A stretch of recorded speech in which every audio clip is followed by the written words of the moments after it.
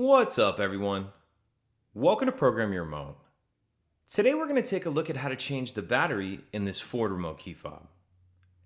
This key fob is going to take a replacement battery CR2450, and I'll put a link in the description box of this video to where you can purchase these batteries if you're in need. The first thing we want to do is remove the emergency key that's in the bottom of our smart key. That's done by pressing this button here, and the emergency key will slide out like that. Now if we hold the fob with the buttons facing down and we take a look at the bottom, we see this slot right here. What we're going to do is push the key in that slot, and then we're going to push up on this back cover. So push in and then turn and push up on that back cover.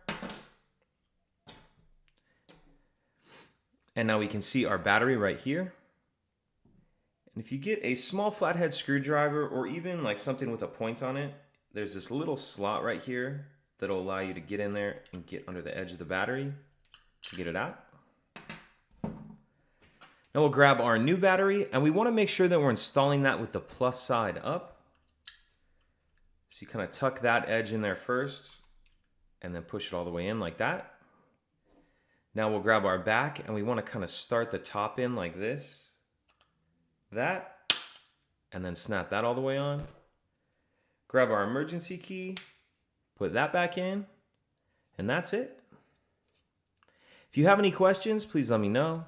If you could take a second to like and subscribe, it helps us out, and I'd appreciate it. Thank you.